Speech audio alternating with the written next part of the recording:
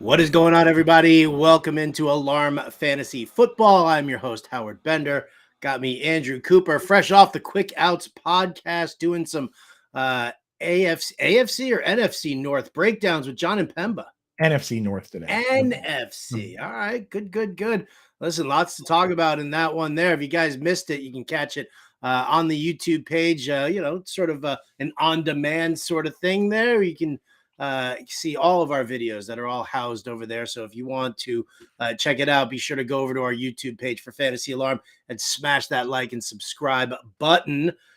Well, Coop, today's a big day here at Alarm Fantasy Football. We are talking tight ends, and what could be better than two tight end whisperers talking tight ends? That's right. No Britt Flynn today, so we said, you know what?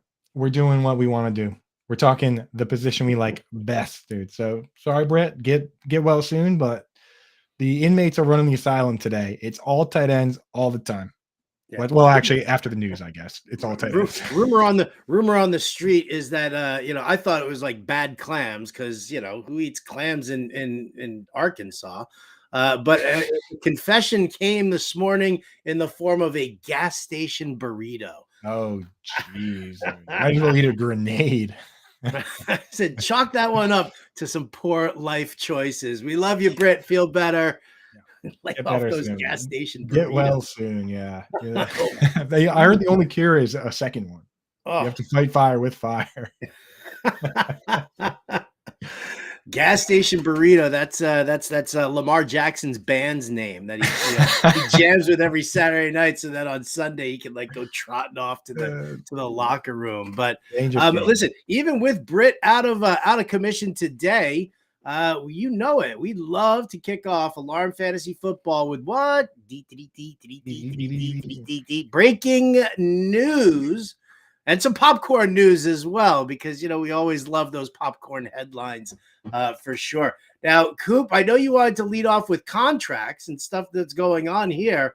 I don't know if you just saw what I added to the doc, but we have a tight end contract. Ooh, yes. Let's talk about just the tight end one first, because this is a tight end show. Shout out everybody in the chat. Thanks for trickling in, hanging out with us. Scamp wants 5 more minutes of the DTTDs before we get into the news. All right. Yeah, and sorry everybody, no Brit, so I'll have to be taking the anchor chair for this one. So yeah, the tight end contract news: Cole Kmet reaching a deal, 4 years, $50 million extension, including $32.8 million guaranteed, $20 million first year new cash. Yet another player getting paid way more money than Saquon Barkley. It's so depressing, right? It is crazy though, because 4 years, $50 million. That's 12 and a half or whatever. Cole Kmet or Saquon Barkley, who you got? It's getting ridiculous. Right? With 8 of that 12 guaranteed is just it's absolutely bonkers. But listen, we saw Justin Fields lean very heavily on Cole Kmet down the stretch last year. We saw him lean on him inside that red zone. Obviously the Bears are firm believers in this relationship. Otherwise, why else do you give out this kind of money? It's crazy, man. And the thing is, it doesn't necessarily mean he's fantasy relevant. A lot of these guys valued for their two-way ability. He's a great blocker. He's solid in the red zone. So, and you look at a guy like Mercedes Lewis playing until he's 38, just blocking. Look at what Josh Oliver got paid by the Vikings. So is Mercedes Lewis your favorite old tight end? He's one of them. Yeah, he's up there. He's a perfect example of. He's a perfect example because more people should know his name, because he's up there, in my opinion, potentially top 5 blocking tight end ever. To be honest, then nobody cares. Nobody cares because we only care about fantasy football. So I like to get his name mixed in at least once a week. Other contract news. We talked about Saquon already. Andrew Thomas, left tackle for the Giants, gets paid 5 year, over $100 million. The Houston continues to lock up members of their offensive line. Now Tunsil, Mason, and Howard. Cowboys lock up Trayvon Diggs. But the big one, got to comment on it quickly. Justin Herbert, the 5 year, $262 million, now becomes highest paid quarterback. Joe Burrow next, probably, Howard. Oh yeah, I mean, the dominoes start to fall, and the quarterbacks all need to get paid, and we're gonna see some crazy outlandish numbers. Right. We kind of touched on this a little bit on the morning show, a better morning show that you guys can catch Monday through Friday, 9 a.m. Eastern. That's our new time, 9 Love a.m. it. Love Eastern. the 9 a.m. time. Much Well, better. because all of us are sitting there at 8 a.m. We're still picking the crusties out of the corners of our eyes. So 9 Yeah. a.m. much better. Um, but I mean, listen, you're building your team around your quarterback, and I think Justin Herbert is very well deserved of being built around. I'm not going to give him a complete mulligan from last year, but I think that injury to the ribs really wore on him a lot more than A, he was letting on, and B, considering how little time off he took from there. But this is what you got to do. You have to lock in your gunslinger, and that's what they do with Herbert. He's got the tools around him. I just don't know what the other what the other hill to climb. And we talked Coach. about it being the coaching. It's a coach. I mean, then they've made their bet. Like they just put him on notice, Staley, right? They just put him on the. You couldn't have pushed him more towards the hot seat than paying the quarterback, because those are your three outs are fire the GM, fire the coach, or move on from the quarterback. Those Right. are honestly, as far as shaking things up, those are your only outs. So when you pay, like they love Tom Telesco, right? So when you pay, who's the GM, when you pay the quarterback like that, that puts Staley, Kellen Moore squarely on the hot seat. And this guy, I don't like. People say, like, what has he proven? Well, last year, like you said, with broken ribs, he threw for the third most yards of any quarterback in the league, behind only Tom Brady and Patrick Mahomes, I believe it was. So pretty good. Pretty good. Yeah. So we've got some other guys cleared to participate here. Damar Hamlin, everyone loves to see it. John Mechie, everyone loves to see it. But the surprising one that I'm not sure if you guys talked about it yesterday, Breece Hall cleared to play. And everybody was saying Javonte Williams was going to be the guy that started on the pup, and Hall was ready to go. Well, look how the turntables do turn, Howard, because Javonte Williams is set to play and Hall is on the pup. Thoughts on that? I think they're both in a tough situation. I think Yeah. fantasy owners need to kind of pull back a little bit. I get it. What we saw from Breece Hall was fantastic. Is he going to be able to deliver that? It's been slow going here through camp and what our expectations are for him to play. Even Javonte Williams in his comments of, yeah, I can, I'm ready to get back. I want to get back on it. But that it comes down to the coaches and the medical staff. So, I don't think he's in a great spot to start the season on time, and we'll have to see about Breece Hall. I will say this, not to just, not to plug another show here, but Getting Buzz tomorrow, 1 p.m. Eastern, I'm going to have Bob Wischusen from ESPN. He is the play-by-play voice of the New York Jets. He's very dialed into that team. He's at practice today with them. He's going to be at practice with them tomorrow before his appearance with me. So, if you're looking for that Breece Hall news and you want to know what he looks like on the field, and whether it's a sideline stuff, sideline workouts or not, we're going to get that full thing tomorrow. Howard, I think you've earned the right to plug as many shows as you want, especially when they're fantasy alarm shows. So yeah, Getting Buzz tomorrow. Everyone should be watching that. I'll be watching it. So that's a great guest. And the one last thing I want to say on this is Javonte Williams. Always with these things, always keep in mind who the coach is, right? Because some of these coaches are really old school. Bruce Arians straight up, when he was with the Cardinals, he straight up said, "Don't get injured because you will get cut." To the special teams guys specifically, he was like, "There's only so many spots on this team, and if you're not out here practicing, you're not going to get a spot." Some of these coaches are like that. I mean, Sean Payton already cut the kicker, Brandon McManus, for not showing up to voluntary practices. Voluntary on this team is not a thing. He's that kind of guy. So I would not be surprised if he was the kind of guy that said, "Hey, how you feeling? All right, let's see you out there." Right. So be careful with some of these guys and the way they treat things. Mad respect. I'm sorry, man. Mad respect for doing that, right? For just, listen, you gotta, when you're a new coach coming into the team, you have to establish certain things and show everybody what's acceptable and what's not acceptable. Culture moves. Who hustles and who doesn't. And this isn't just football. This is life in general. I've said it a million times. Give me 3 writers who are, putting in their all on a website, and then, and pay them the money. And anybody else who's just kind of a fringe, like, nah, I don't know, constant excuses about why they can't, then I don't need that. Like, give me the people who are there to work. So Sean Payton's attitude in doing that in Denver, I think that's spot on for me. I love that. You're the kind of guy that would go full Bruce Arians and cut one of us writers for parking in the wrong parking spot, like Arians did with the Cardinals. It depends on who's parking in my parking spot. Like if it's you or Impemba, I might be inclined to be like, oh, okay, sure, bust our chops a little problem. Bit. Yeah. But if it's our producer Ernie right here, sorry, Ern, you don't park at my spot, buddy. You don't park at my spot. On notice, Ern dog. So okay, more camp news. Let's do some quick camp news. And we're officially in first team rep season, right? Who's getting the reps? Who's not? Bryce Young, first team reps expected. Kind of like seeing that. Rashad Penny got the first carry of practice, whatever that means. Great comments on Sam Laporta. The OC came out and said he's earned his spot in the first team huddle. Love to hear that, even though, must have been during meetings and stuff because they haven't really done much in the field.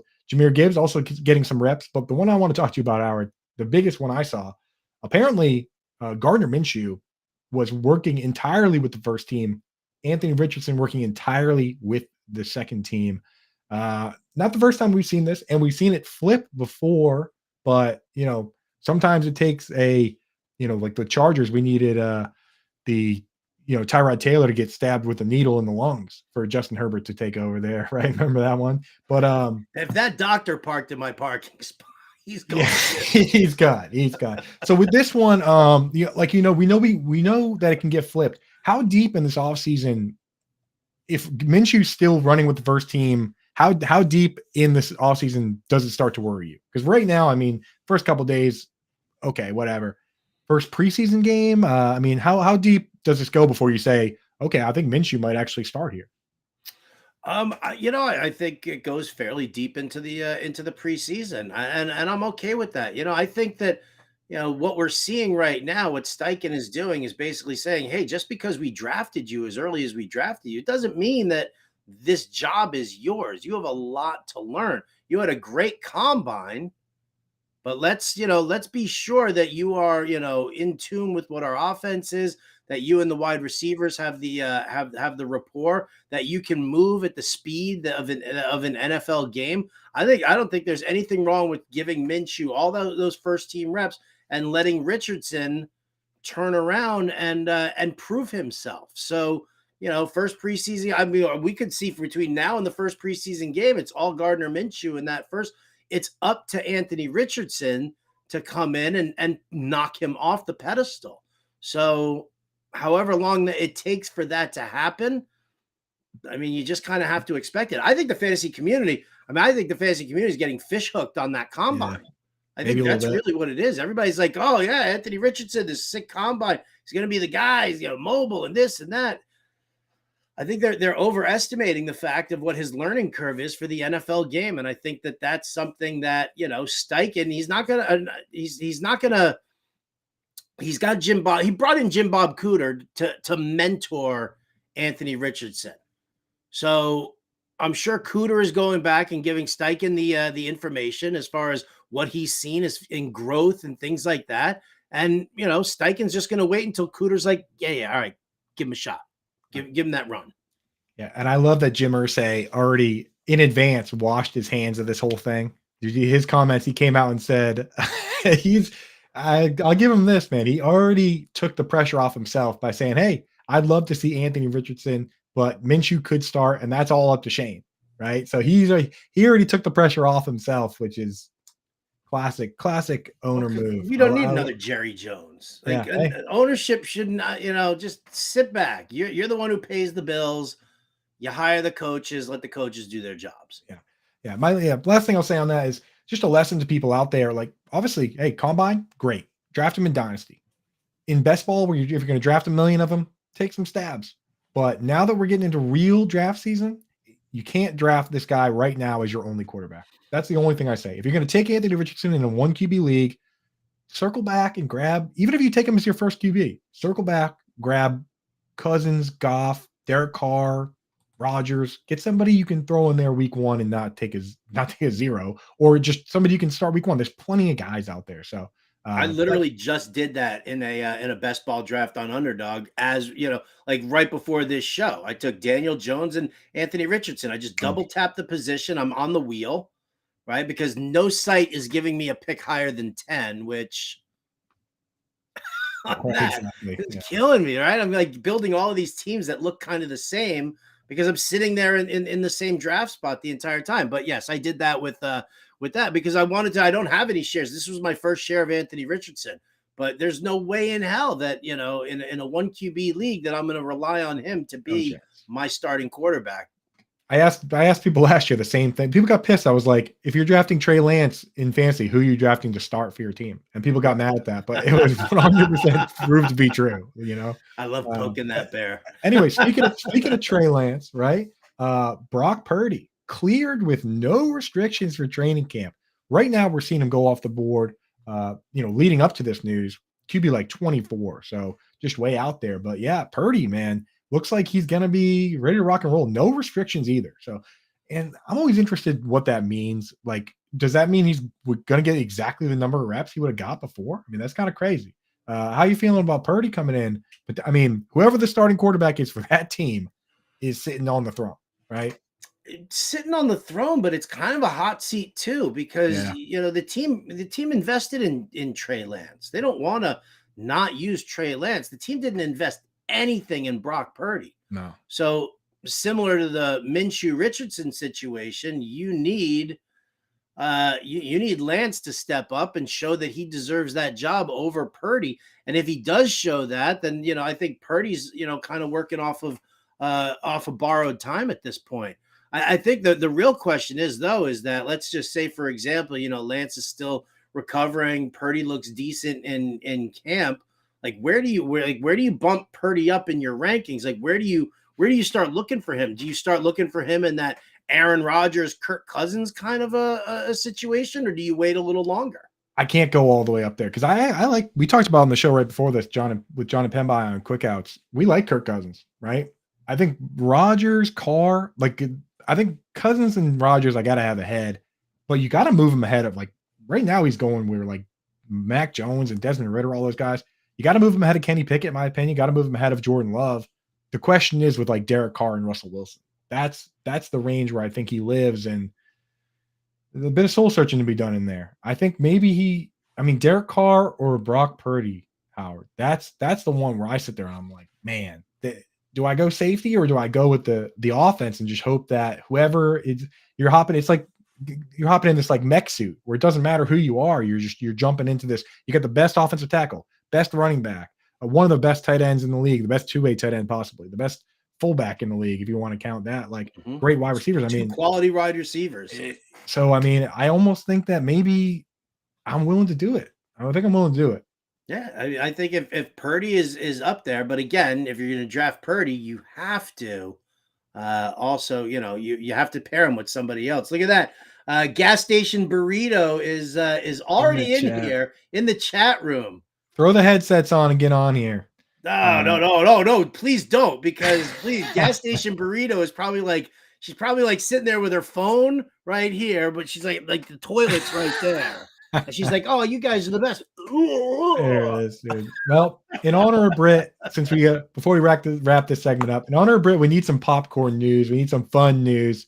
Get the popcorn banner up there, pop it up, and we got a special one today. Arthur Smith comes out, the most run-heavy, boring coach that you can imagine, decides he's going to shake things up a little bit. He comes out, he shows up with a brand new mustache to camp here. And Dog, I believe you have a picture of that. And Arthur Smith said this is a lifestyle change. People are going to have to get used to it. So, Howard, how are we grading this mustache? Just to come out of the blue with this thing is wild. Listen, coming out of the blue, I don't mind it, right? It's a little it's a little Ted Lasso desperate kind of thing. Like I think he's trying to, kind of do that, but I'll pull that back up. All right. Yeah, get that up there. We really need to dissect this thing because it's something. The colorings, it's way off. It's like all tilted to one side that it's dark, which means that the rest of it is like either like super gray or it's going to be gray. I got some like two-tone stuff going on in my beard here, but for the mustache, I don't know, man. I mean, once the ends start getting a little, a little dusty and gray, it's kind of going to end up looking like a Hitler stash, isn't it? Yeah, right. Yeah, it's got to be a little more uniform than that. Also vertically, this is a very, very tall mustache. I feel like it covers the entire space from nose to lip there. Like that's not standard, man. That thing is that thing is serious. So that's like I'm not quite Andy Reid yet, but exactly. I'm not going full walrus here. Andy Reid's like picking his teeth there. His is in there. So I don't know. I mean, like I like the idea. I like the idea of shaking it up. People say you're boring. People say you're too run heavy. You just show up with this mustache and you're like, hey, you know what? Lifestyle change, baby. New year, new mustache, new me for Arthur Smith. So I'll give him I'll give him a 8 on the idea, but I can't give him higher than like a 6 on the execution. Oh no, the execution's like a 4.5. Yeah, it's 4 execution. The idea itself, phenomenal. Like you gotta get one of those. They got those combs where it's like it doesn't fully change the color, but it kind of, like the kind of just for men. Yeah, just for men salt and pepper though. So at least it's one color, or at least you got to uniform that a little bit. So I don't know. Chat, let us know what you think about that mustache for Arthur Smith.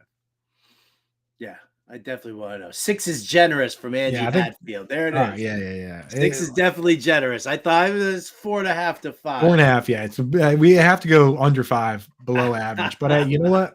I just like shaking it up a little bit. Good for him. I hear you. All right. Well, yeah, you guys can vote on his mustache. It's the comment right before from Elliot that I think we need to make that transition because I'll just say this.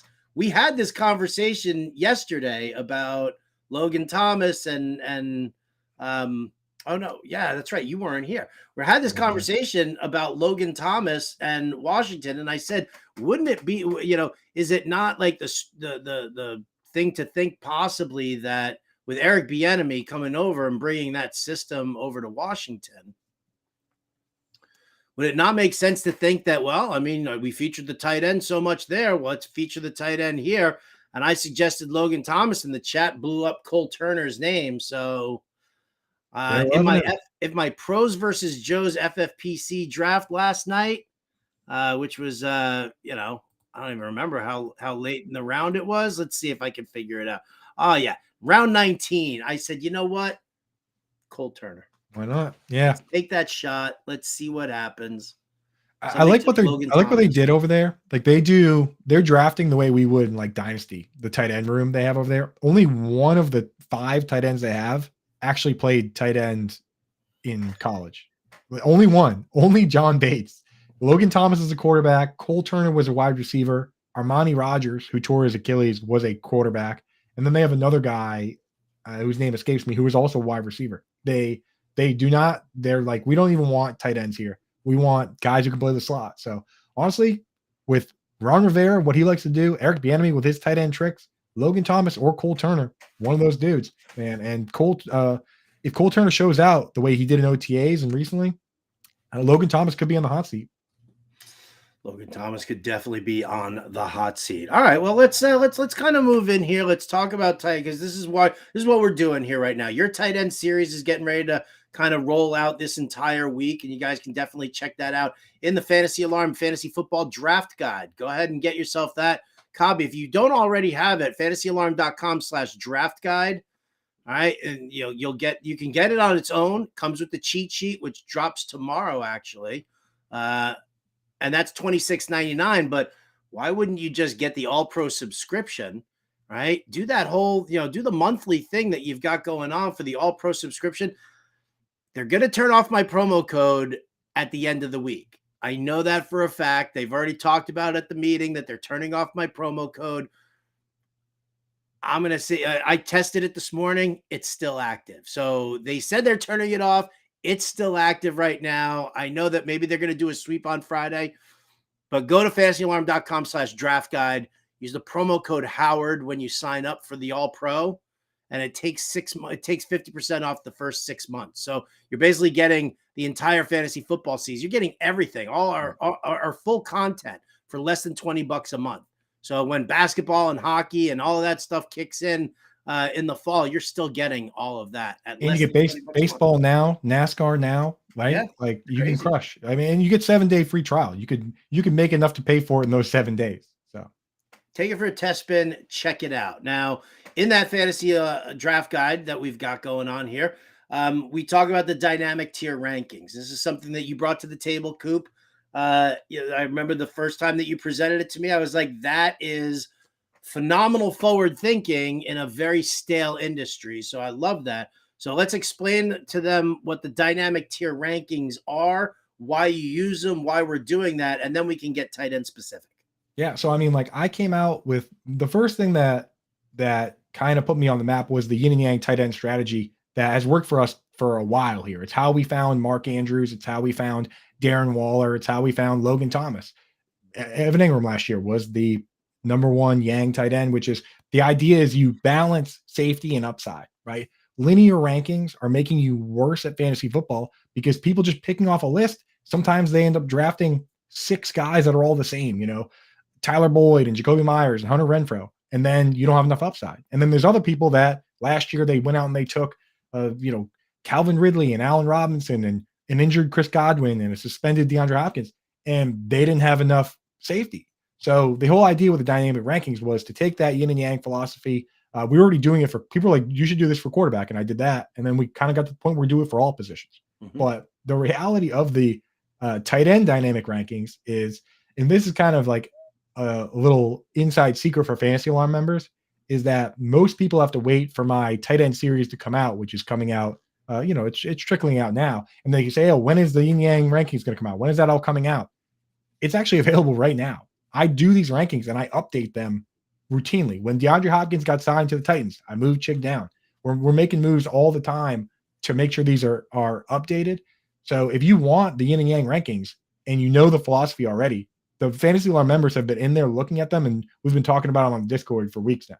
Yeah. So if you want to just skip the line, just get the draft guide or get the all pro package. But that's the whole idea for tight end is after the top few guys, you want as much access to high-end upside as possible, but you can't afford to lose games early on searching for that.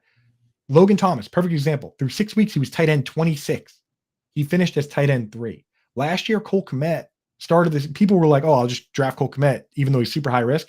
He started the season with 2 zeros back-to-back. You have to have that safe guide too. That's yin and yang.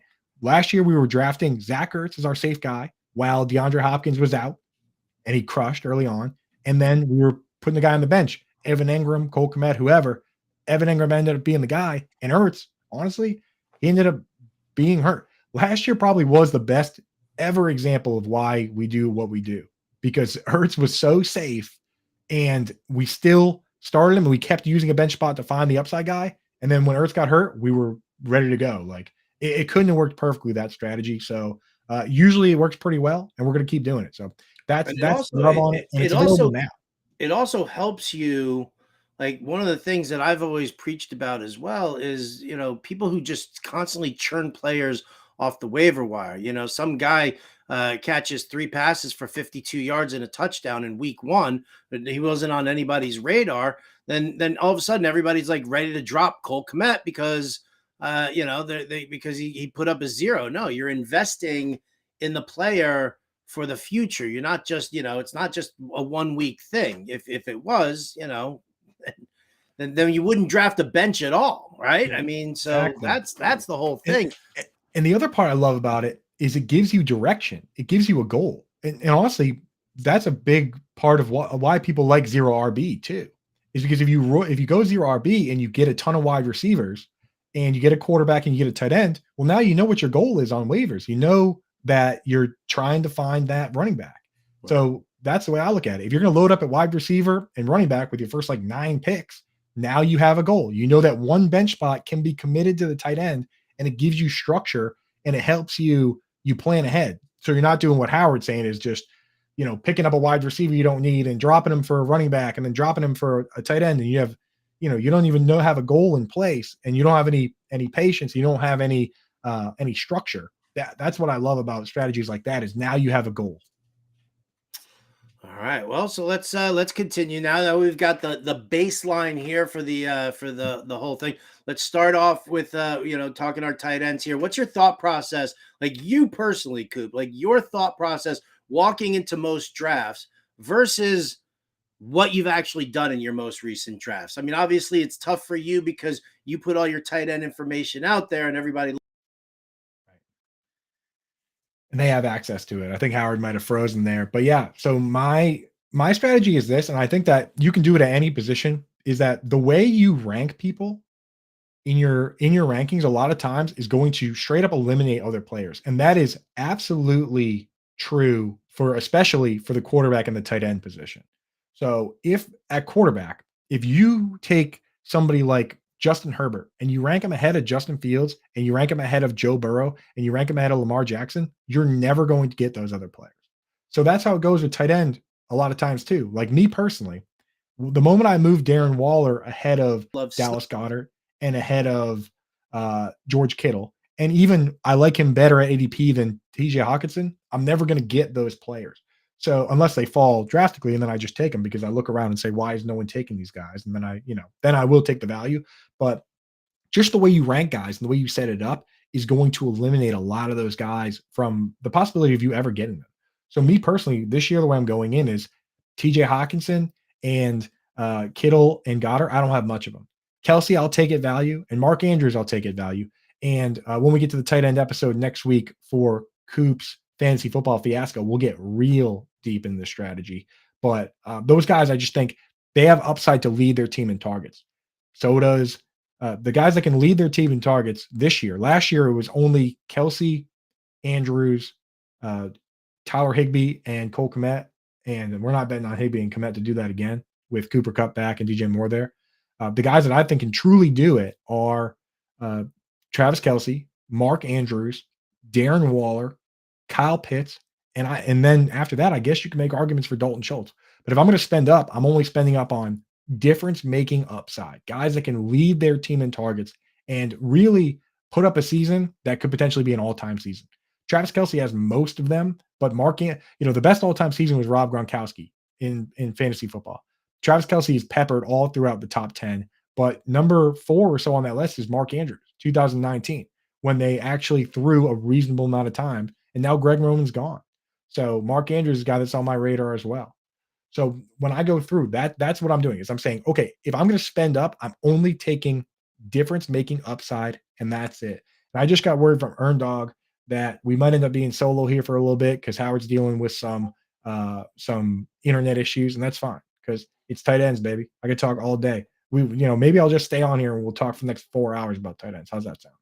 So Howard's going to come back eventually, but the next question he was going to ask is there too much focus on the position when it's tight end premium? And my answer to that is yes, but only on the mid-range guys, right? So personally, when I look at the tight end premium, the difference makers, it does matter because Travis Kelce now can be the number 1 flex player in the league, number 1 overall. If you look at a normal league, tight end has never been the number 1 flex player. It's been wide receivers. It's been running backs. We've seen Todd Gurley and all these guys have crazy seasons. Oh, there he is. Howard, what's up? Howard, the chat was wondering if maybe you ate a bad burrito.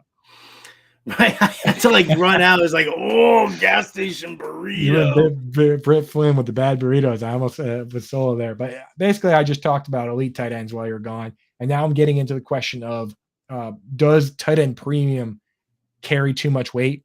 And I think at the top, guys are rightfully going early because they could be the number 1 flex player. Travis Kelce, Mark Andrews, I would say even Pitts and Waller. It's in the middle where I think that people fall in the trap because after the top few guys, all tight end premium does is make a few extra guys eligible at the flex. Like it basically goes from only like you have to start 10 or 12 guys because you have to start them to now there's maybe 15, 16, 17 guys that you could potentially start at the flex. But I think what ends up happening is people think, oh, tight end premium, and they start overpaying for those middle of the pack guys. Start paying for Freiermuth more or these other guys, and they're not making much more of a difference. They're still just the guy you have to start at tight end, right? So that for me is the difference makers. I still will pay up for guys, but I find myself just taking more of those guys that I think could be tight end 15, 16, knowing they could be in my flex. I don't know about you, Howard. Do you prioritize tight end a lot more in tight end premium, or does that make you more willing to wait, knowing that the settings will rise tides across the boat? Yeah, see, that's the thing. Like, I think when you look at the bottom end of the tight end pool, what you're looking at, I think that you're not getting it's an extra half point per reception in most tight end premium. Tight end premium is where you get the value, baby. Like the gas, there is no value in a gas station burrito bread. There's no value. Well, it's a coin flip. Sometimes you get the value, sometimes you get the punishment. I said, if I hear stuff like this, man, I'm gonna have to tough love her or something like that. Just be like, there's no way. Like you're strict dietary issues right now. No gas station like food at all. Like you want to get yourself a bag of chips, okay, fine. Maybe there's some beef jerky you want to grab. Okay, good. But when you're looking at a gas station burrito or bad clams or anything like that, you can't do it. Save that for February. This is crunch time for fantasy analysts. You can't be eating gas station burritos during the season for us. During the season. So for me, and it's kind of funny, I'll equate it a little bit into fantasy baseball. In fantasy baseball, when somebody says it's an OBP league instead of batting average, people go absolutely bonkers over that, and they start pushing up. Like you want to push up the premium guys like a Bryce Harper. Okay, fine. But you're not going to push up some mediocre guy just because he's got a decent on base average, because guess what? His power numbers still suck. He's still hitting at the bottom end of the lineup, and there's nothing great like that. So for me, when like all of a sudden you say tight end premium, everybody goes absolutely bonkers, and they start pushing that value up. Kelce, great. Andrews, fine. You even said you were like Pitts and possibly even who? Waller? Maybe. Like that's the thing. When you think about it, what are these guys? What's the average number of targets these guys are getting per week? 5, 6. Oh, for those guys, those guys have the real upside, but they get like 8 to 10, right? Yeah, 8 to 10, but then guys like Kittle, Dallas Goedert last year when everyone was healthy averaged 5.6, and that's not bad. That's like 90, 100 targets, right? But but is that moving the needle? Is that moving the needle? Catching passes? Like, no, it's not. You're looking at maybe a 3-point differential at most. So I think everybody kind of, super exaggerates the whole tight end premium. Like Scott Fishbowl this year, okay, fine, because there were also points for first downs and this and that and extra stuff for the tight end. So going bully tight end is fine, but you can't go bully tight end in a tight end premium league when it really only matters for like the top 5, basically. With fantasy baseball analogy, I thought you were going to go with the two catcher league, where everyone goes crazy for the second catchers and then realize that they still suck. No, those. Oh my God, dude, get rid of the 2 catcher league. That's vomit. That's like the 2 tight end league that I do over at Sirius XM, where it's like, really, we got to start where that was our innovation there of no kickers, no defenses. We'll add an extra flex and a second tight end. I love that. Let's go, dude. Yeah. So yeah, the 2 catcher. And the thing is, you can never. I was going to say, what about catcher premium? But you can't really ever do that because every once in a while you get like a Dalton Varsho that would ruin that, right? Or catchers that are playing first base or outfield or something. Those are the best guys to have as long as they're actually productive. I mean, really, if you want to lay it down like that, yeah, I could talk to you about like MJ Melendez, right? No, I shouldn't have even. The outfield I shouldn't have opened the door. I shouldn't open the door. No, we're not talking baseball. You talk baseball with Jim later. Slam the door shut. Slamming the door shut, dude. Slam the door shut. Bet the grand salami, everybody. That's my baseball advice. All right, next, on to the next one, Howard. All right, so after tight end premium, my next question to you is, how much of a priority is it of yours to find a top 5 to 7 tight end in your drafts, or are you more comfortable letting it go?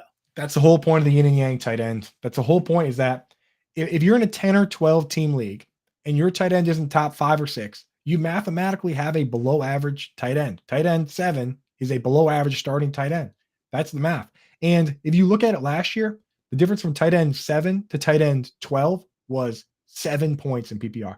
The year before that, the difference from tight end 8 to tight end 11, Howard, in full PPR was less than 1 point. It does not matter. Those guys are lying all over the ground. That's why when you look at my yin tight end rankings, I don't even care. I'll take the highest risk, highest reward guy first, and then I'll circle back and take tight end 13 or 14 and start him week 1, just because I know my other guy's high risk. Because I don't care, because all these guys are getting 3, 4, 5 targets. Who cares? Right. So I'll take, even this year, like Tyler Higbee is a perfect example. I'll start Tyler Higbee week 1. But if I get to the playoffs and Tyler Higbee is my starting tight end, I'm in big trouble, man. Because those guys, they are just okay. And every once in a while they have weeks that are just terrible. So that's why I go out, and a guy that, now that DeAndre Hopkins is signed with the Titans, I'm looking at Dalton Kincaid and saying, hey, you know what? Who cares? Right? Like, if he sucks, I'm just in the same boat as everybody else, starting the same garbage tight ends and looking for the upside. So I might as well take the shot on the upside guy first and, start whoever I have to. And if he breaks out, he breaks out. Great. If he doesn't, I'll drop him. Add Sam Laporta, add Luke Musgrave, add Logan Thomas, Cole Turner. Like, we're just going to keep looking for him until we find him. So it is very important for me. Even if I don't draft one in the top 5 or 7, I'll draft a guy that has that upside. I always have to have somebody that has that in the range of outcomes. So for me, I don't prioritize drafting a guy that's ranked top 5 or 7, but I have to have someone on my roster where I point at him and I say, this guy could be a top 2 target on his team. He could be this year's Logan Thomas. He could be this year's Evan Engram. All right. So let's go to the dynamic tier rankings that we've got for tight end. And let's talk about the cutoff point, right? Yeah. Standalone tight ends, Kelce, Andrews, Hockenson, Waller.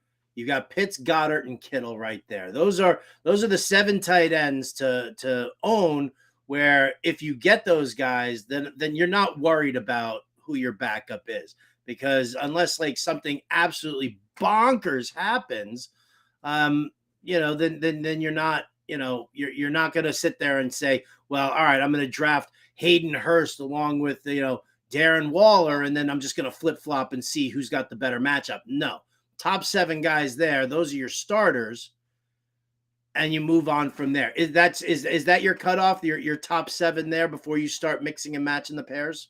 Yes, it is. And the thing is, the update that comes with the series is that you'll see that. So I have Kelce, Andrews, Hawk, Waller, Pitts. Those guys are guys that I consider ADP, and Goedert and Kittle are on this list because if you want to pay up and draft them, you're doing that to start them all year, and that's fine, right? But personally, those guys are going to be in the do not draft category for me personally, because I look at those guys and you know what they are to me, Howard? They're no different than the handcuff plus is for the running back, where you take them, they have standalone value, you can start them, but their true upside comes if someone gets hurt, like an AJ Dillon or Aaron Jones, really, where Goedert is safe and he could have crazy upside, but he needs AJ Brown or Devonta Smith to go down. So my advice is to people out there, if you want to play it super safe and boring, draft one of these guys, hope someone gets hurt so you get true upside. But for me personally, not really doing it. Not with those guys, not at their ADP. Okay. All right. So then let's go to the yin versus the yang that you've got here, on the sheet. And if you guys have the draft guide, you can follow along. If you don't have the draft guide, you better get a pen and paper and take some notes. Yeah. See if you can cobble it together. So yin versus yang. Yin is the safe. Yang is the upside. Is that the designation? Mm-hmm. Okay. Yeah. And the way that works with the yin guys are guys where the safety comes from the floor, because we know they're going to be involved. Some guys, you look at it, and we don't know how involved they're going to be at all. Chigakonkwo, we don't know. Dalton Kincaid is a rookie. Sam Laporta is a rookie. We have no idea. We could go out week 1. These guys are playing 30% of the snaps. That's what happens sometimes. Okonkwo played 35% last year, so maybe his role doesn't entirely change. And Kincaid and Laporta, like, who knows, right? So that's the problem you run into there. With the yin guys, we know that they're going to be safe, but the reason they end up on that side is the ceiling is where we're scared. So Evan Engram was a guy that he could have been a top 2 target last year. We liked him for that reason. He actually didn't end up being a top 2 target, though. Technically, Zay Jones was ahead. So Engram, we know he's going to get some targets, but the ceiling's capped. You go down the list, and it all makes sense when you think of it that way. Pat Freiermuth, right? Mm-hmm. With the quarterback, like he could even be second target, but the quarterback, kind of dicey. They got George Pickens. Deontay Johnson is a lock for 140 targets. Greg Dulcich, right? Sutton and Judy. Tyler Higbee is Tyler Higbee. But he's over. I can't possibly move him to the other side unless somehow, if he shows me a clip of him running a 40 that's faster than 4.8, then maybe I can move him over. You look at Higbee, you're like, there's nothing that yes, could there be a 2 touchdown game for Tyler Higbee? Of course there could be, but you don't have the explosiveness from him that you're thinking. You're not going to, you're never going to get one of those, holy crap, Tyler Higbee just caught 12 passes for 86 yards and 2 touchdowns. That doesn't happen. Yeah, it happened one time, and everyone went, and then since then, everyone's been like nuts. And then I've issued this challenge maybe 100 times on different shows, and I'll issue it once again. Send me the clip of the cool Tyler Higbee play. No one has ever tagged me. No one's ever sent me. I've said this a million times. Send me the best Tyler Higbee play so we can all go, oh wow, he's just he does his job, right? He's a good blocker. If he's wide open, he can get the ball, but show me the play where he was the guy that broke the tackle and dove for the pylon. I'm excited to see it. I've yet to be tagged in such a play, right? So that's the way it goes. And then the rest of the guys on this list this is where I put all the guys who everyone wants to draft them because their quarterback's awesome, but every single one of us, when we list out the target pecking order, the tight end's not first. I'll throw it to you. Chargers. Where does Gerald Everett fall in the pecking order? In the pecking order, he's probably like the 4th receiving target on that team right at this point in time. Right now, you've got Eckler, you've got Williams, you've got Keenan Allen, and then they brought in Quentin Johnston. So we'll see what happens there. And then you've got Gerald Everett, so he's 4th or 5th on that target share. Irv Smith Jr. Oh wow! I mean, right? Chase Higgins and Tyler Boyd and who was the dude out of the slot that they suddenly started to throw to last year also? Oh yeah. And they were giving him handoffs. Dude, they give a handoff in the playoffs, like the goal line. Yeah. I can't remember his name for the Trent Irwin or was it? Yeah, Irwin. That was it. Crazy dude. Yeah, I was like, what are they doing? Game on the line, like goal line. Yeah. I mean, hey, you know what? Coaches like him. And then, it's like Logan Thomas is in there, Cade Otton. Mm-hmm. Like Cade Otton is one where you think about Goedert and Kittle, and obviously the offenses are better, but one of Mike Evans goes down or Chris Godwin goes down or one of them gets traded. Cade Otton he's playing like 90% of the snaps last year. So guys you want on the radar, right? But then you go to the Yang tight ends, and this is where the fun happens.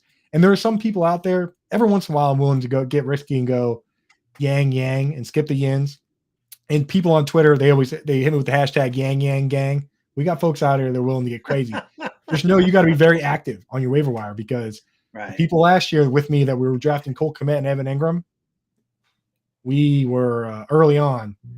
We were doing some soul searching. So you got to be willing to drop Cole Kmet, drop in the hat if you're going to play that game. But yeah, so like Dalton Kincaid, I think he's my number one Yang at this point because of Chigakonkwo. But I look at it and I say, hey, you know what? The Bills are in the win now window, right? They traded up to get this guy. If the team like that adds a pass catcher in the first round and they don't add one in free agency, you have to be interested. And we know the floor. Everyone knows the floor, right? The floor is bust. It's the same thing for every rookie. So I don't care about the floor. I really don't. That's why we draft Evan Engram and Kincaid. Tight end, you can get tight end 9 and tight end 13. It's not that hard. So that's why we do that move. A guy you like that I want to ask you about, Howard, because and this is why I love talking to you about tight ends, because I'm such like a nerd when it comes to like stats and narrative and this, and you have the eye test, man. Like your ability to identify talent, I've always trusted. And even when you said TJ Hockenson sucks, and what's funny is that even with all the targets he gets, he does kind of, he's not very efficient with the targets, is he, Howard? He's not. I mean, you know what? He was fine at the tail end of last year. When he went to Minnesota, I was fine with TJ Hockenson. Like I was saying, TJ Hockenson sucks because, he was just, his usage with the Lions was just, I mean, it was Right. bonkers. It was like this head scratcher. So he lands with Minnesota, and it's definitely better. Right. But So the guy I wanted to bring up that you were on even back when even back when he wasn't a starting tight end for a brief bit, that I was hesitant to be on, that I think you've proven yourself to be right here, and now I'm in on, is David Njoku. That's a guy who I was out, man. I couldn't see it when he was behind. When they signed Austin Hooper, I couldn't see it, but man, I have him honestly as my second after Kincaid for a guy that I say, hey, why can't this guy be the second target on the team, right? I don't really think that I don't think this year he's going to be the second target. I kind of feel like, we're looking at, well, I mean, we'll see what Elijah Moore does. It's Elijah Moore. But that was why I was so in on David Njoku last year, was because they didn't have anybody else. And he was going to be the number 2 target, in that offensive scheme. And with the way that they were catering to throwing to the tight end, it made sense. David Njoku is a good, solid route runner, and he's got great hands. Right. And so, you saw him do a lot of sideline routes last year. And I think that was, one of the things, when whether it was Deshaun Watson or Jacoby Brissett, they were throwing to the outside shoulder for Njoku, and he was coming away with the ball. And that was, something positive there. We'll see what happens with his target share this year. But, again, clean route runner, great pass catcher, and then it's opportunity after that. I mean, it's opportunity first, in my opinion. I look at any tight end and I say, does this guy have the potential to be at least the 2 or the 3 on the target share list? And once I establish that, then I start looking at like, pure like physical skills. Right. Well, okay. Well, let me take you to the opposite world real quick then, because you look at David Njoku, man, and he is like a Greek god when it comes to like physical skills. I mean, he's yoked. He got the hands, everything. On the flip side, we've got Dalton Schultz, who good football player, two-way tight end, but much like Higbee, not necessarily amazing physically, doesn't break a ton of tackles, doesn't catch a ton in man-to-man, was kind of a product of people forgetting about him, honestly, with that Cowboys offense, and Dak liked him. But we talk about opportunity. He's going to a wide open Texans pass catching chart. So Dalton Schultz, I mean, if you're talking about guys that could be a number 1 target or number 2 target on the team, he's got to be in consideration. But I don't know. Do you think this is a real question of opportunity versus ability? So I don't know. What do you think about Schultz? I mean, I like Dalton Schultz a ton. I'm grabbing him late in drafts because, I mean, first and foremost, that young rookie quarterbacks love to lean on the tight end.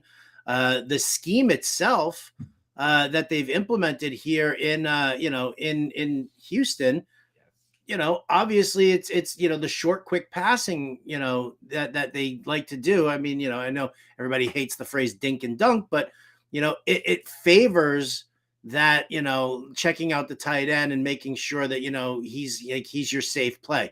Dalton Schultz is a good pass catcher, right? He might not be able to pick up yards after the catch anymore. He's not breaking big tackles, but the fact remains that Dalton Schultz likely to be a highly targeted guy in this offense, because, I mean, you're not just dealing with, injury prone wide receivers, but you also have like just this mishmash of like, I don't even know who they are, right? I mean, right. Nico Collins, are we really going to invest in Nico Collins? So if you're looking to do that, and the thing about Schultz that I like the most also, he's a veteran.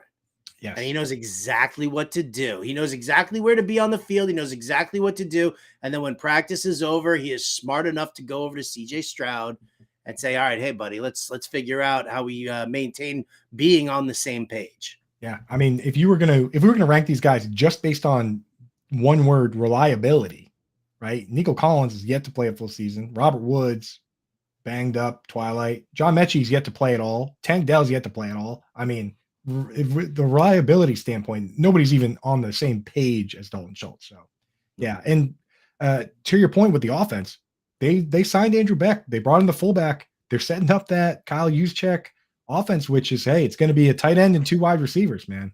So I like the odds there that he could be one of, if they're going to bring the fullback and play that game, that means the 3rd wide receiver is going to be part-time player. So, yeah. Well, what you know, you're also seeing, like what they do in San Francisco when Kittle is just mirroring what the QB is doing on the field. So as long as that's the case, so then he always stays in the QB's line of sight. And that's an important thing. 100%. All right, so I'm bringing you in. For those that don't know, I've got a new show, Coop's Fantasy Football Fiasco. We're going like full deep dive on positions, and Howard's going to come in with me next week. Once the tight end series is out, everything's locked up. We've got all the stats, everything crazy, and that's going to be like the full premier tight end, curtain drop show. But I do want to ask you one more, and we'll get to the very deep guys in that one. But I want to ask you one more. As a Patriots fan, I want your opinion as a talent evaluator, obviously as a fantasy football expert. You've got a lot of people think Juju is going to be the top target. I would say that's likely. He's going to play that Wes Welker, Julian Edelman role. After that, though, it's like Devontae Parker, Tyquan Thornton, and then there's Mike Gesicki and Hunter Henry. If you're going to pick one of those two guys to potentially be the second target on that team, do you like Gesicki or do you like Henry? I actually like Gesicki. I mean, listen, any interview that you've heard from Bill Belichick here in the offseason, he's constantly referring to Gesicki as a big wide receiver. He's not referring to him as a tight end. And we know what this offensive scheme does. They're interchangeable cogs, so that way the defense doesn't know where the pass is going to. So I think you're going to see Gesicki. He's going to line up in the slot. He's going to line up as the tight end. You're going to see him kind of moved all around the field because that's what they do. And I think that's going to be there's a path. And again, this is the thing. There's a path for Gesicki to be a top 2 target on this team. I don't think there's a path for Hunter Henry to do that. So I think that's what's most important here. Yeah, I think the way I'm going to handle it, I like Gesicki for pretty much every format, but we're going to keep an eye out and see if any tight end killers come to town, like a Derwin James or good slot corners, and then maybe we'll sneak Henry into like a DFS lineup every once in a while because he does have the man-to-man. He can score contested catches, but I think he's probably only going to be limited to every once in a while DFS dart throw. I think you're right on that, Howard. That we want the guy playing wide receiver. We don't want if it's going to be a Dallas Goedert Zach Ertz situation, we want the Zach Ertz guy. True. All right. Before we get on out of here, because we got to get out of here, favorite QB tight end stack, not Mahomes, Kelce. What do you like? Ooh, wow. That's a good question, Jack. I love that question. And to me, it's easy and it's kind of cheating, but Lamar Jackson and Mark Andrews is way too affordable. Howard, Kevin Tompkins just got that stack in like the 4th and 5th round of a Fantasy Alarm best ball draft just this week, man. And his team looks amazing because if you can get that in the 3rd, 4th, or 4th, 5th, could be easy money. Could be easy money in the bank. All right, we got to get on out of here. I'll say Daniel Jones, Darren Waller. How you like them apples? Nice one. That's it for Andrew Cooper. I'm Howard Bender. Big thanks to Ernie Acosta, our producer. This has been Alarm Fantasy Football. We'll catch you next time.